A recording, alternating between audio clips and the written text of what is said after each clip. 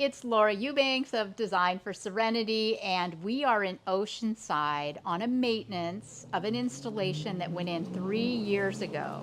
And due to a series of events, our client has been remiss in scheduling annual maintenance. Not her fault, life has happened, and here we are. She has done a spectacular job of keeping everything going. But this is what happens when you don't have regular maintenance. Look at this succulent forest. Isn't this hilarious? Everything is, this is why I call this the land of milk and honey, because this is such an incredible problem to have. So many of you that are growing these plants in really hostile climates and areas would die, wouldn't you, to have them run amok like this? So when I'm telling you, we're ripping things out, we're cutting and resetting, and there's this, collective gasp, I understand that many of you, size is the bar. You want your plants to get big. But here in San Diego County, where these literally grow like weeds, that's not the bar. We want things to look designed and contained. So this is going to be completely transformed. Some of you will love it, and some of you will probably say, I liked it better the way it was. So nobody's wrong, right? Okay, so here's a little lesson in microclimates. This gets a lot more sun here than that bed we just looked at. And I'm right in the sun.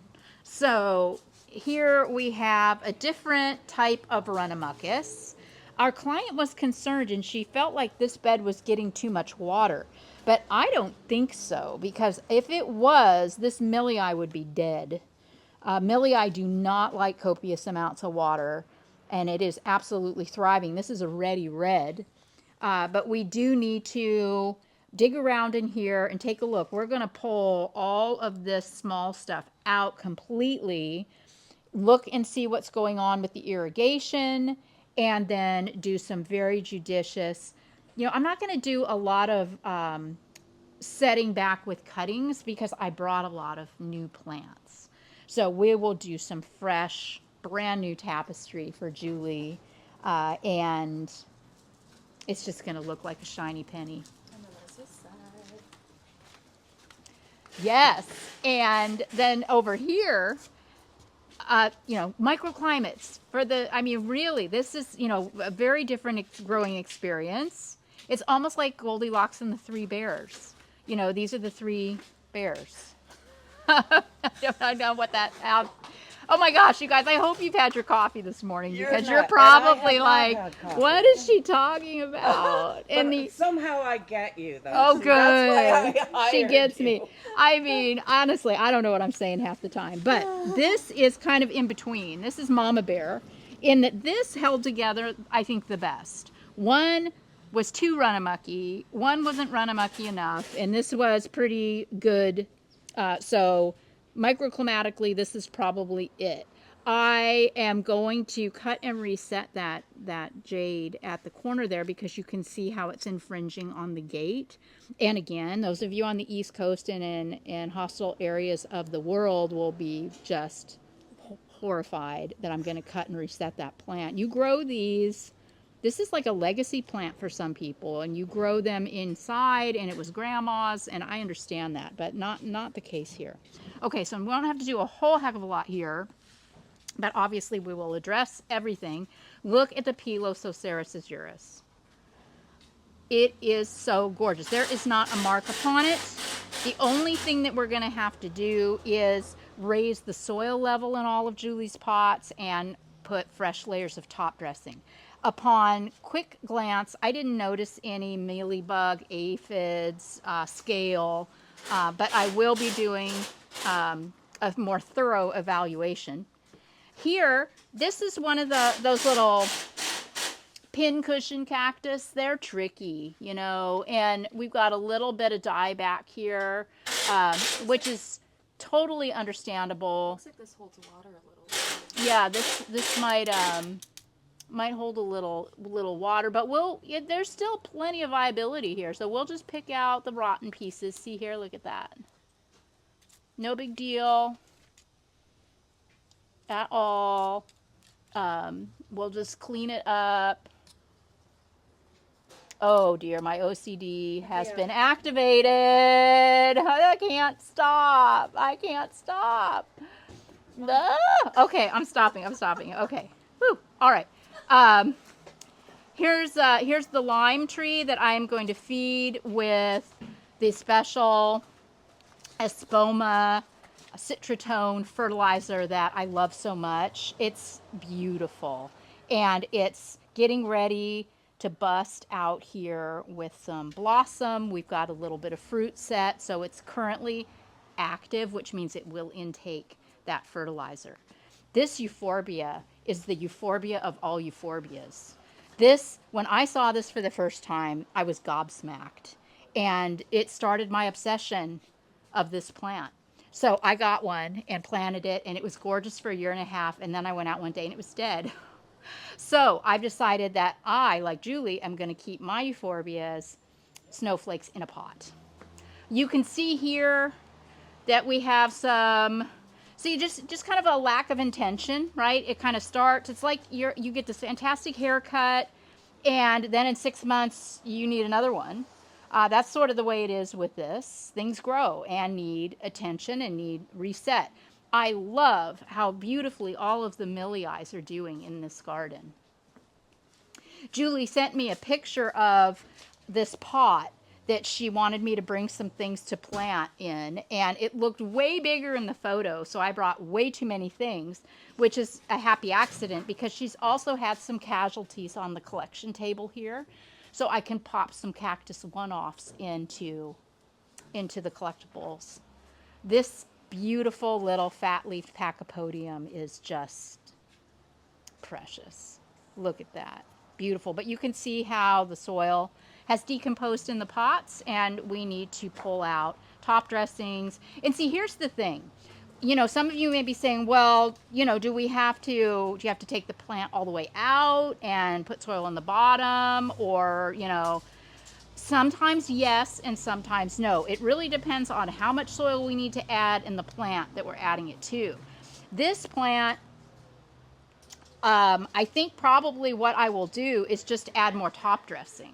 I'll pull out the glass, and then I'll put like Creva, you know, or some real fine rock in there, and then put the glass back on, because to build soil up around the pachypodium concerns me a little bit. I do not want this plant retaining a lot of moisture around its base because it is rather sensitive. In other cases, we can just throw soil on it and get away with it. Oh yes, in this area here, these Aeonium kiwis are all coming out. This is what is classic Runamucky. We're going to pull all those out and see what's under there, and then decide in real time if we're going to replace some of the kiwis after I consult with Julie, or if we're just going to do something else.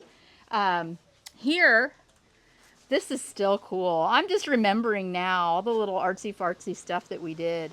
This was real highly designed, and it's kind of lost its luster, so it'll be fun. You know, like in the pot rock here, it looks like I had planted a little cactus that just gave up the ghost. I put a little Myrtillo crest in a pot rock in my garden, and it immediately turned up its toes too. But we'll figure something out for that. And this raised bed, we're going to take everything out, raise the soil, and reset. Because see, it's so runamucky. It's just, you know, blech. So there's no point in just throwing soil in here when we can do so much better. Another thing too, look at the Senecio. See how it tends to get all leggy like this? And then it's all fat down here. So I brought an upgrade. I brought some Athona capensis today. So I'm going to yank this out and put in the purple capensis, which our client loves purple and will love that. We also, this was back in the day when we did this install where we were doing plastic gutters, and the plastic just did not hold up. So we have since upgraded to metal planters, and that's what Daddy is installing over here. He got some metal planters, he painted them purple, and we are going to pitch the plastic. If you need a hand, we can get you somebody. Yeah, you needed some help. We can get you some help. But naturally, he says he's fine. And like, look at this. This is tragic, right? We're going to do so much better here. Oh God, here's a blue snowflake. Oh, yeah, look at that. Bam. How pretty these cedars are. Yeah, these are, Grab to pedal. yeah, graptopedilum. They're insanely beautiful. So in situations like this, I love a lot of what's happening here. So I don't want to just rip all this out. I want to try to preserve some of this. Cut back these ones. Yeah, maybe do we're gonna, I think on this we'll do some judicious cutting back and see if we can expose some rock. But a lot of this hanging, it looks ancient and established, and I really love it. Here, we've got this portulacaria, the upright kind. I mean, I don't think we even need that, especially with the height from this pot, which has held up beautifully. The little millii and the spilling sedum. These are California sunset. This is just, well, here you can see how much better, you kind of get a sense of it, this whole area is going to look with that not in the mix. Sometimes less is more, not often, but sometimes. So yada, yada, yada, we're going to dig in and check in with you in a bit. Well, it is lunchtime. We've been at it for a couple of hours, and I wanted to take you through and show you our updates. Upon examining the little cactus in this bird bath more carefully, it was literally swimming in water. So Greg drilled a hole in the bird bath, and we are going to tip it. It's kind of leaning forward a little bit, so we're going to adjust it. It's a little more level. And now I'll put a fresh cactus in there, and it'll be Gucci. This met with an untimely fate. This Talavera hanger, I was popping this portulacaria in here, and the thing broke and fell. I mean, it broke off the wall and fell to the ground. And I was sure it was a goner because Talavera is kind of fragile. It didn't break. So Greg went to Home Depot and got some heavy gauge wire, and we refastened it and put it back up on the wall, so we're good there. I fed the lime tree with Citratone, Spoma. I am not, what's the word, sponsored by them at all, but I don't care. I mean, if I like something, I'm going to tell you about it, and I love this fertilizer for any citrus. I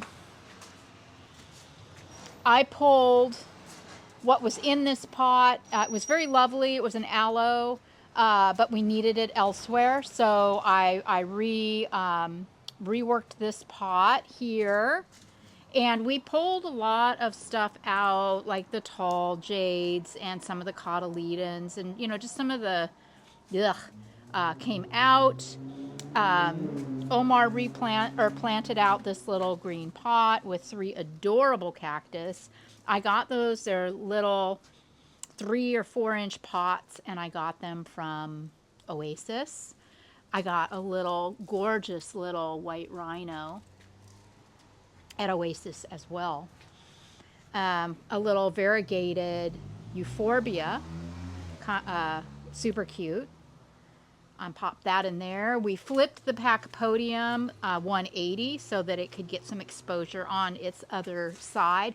Look at all the stuff that we have taken out. The sun's a little weird. Hannah's working with it. But we've taken so much out. You really just can't even tell. But there's the evidence. This planter, I'm in the process of reworking, and I'm almost done. I still have a few little pops to pop in, and some top dressing for that. Greg went to Southwest Boulder, right? Yeah, and got top dressing rock in bags so that we can do a bunch of touch-up work here. So you can see areas where we'll want to pop in something new.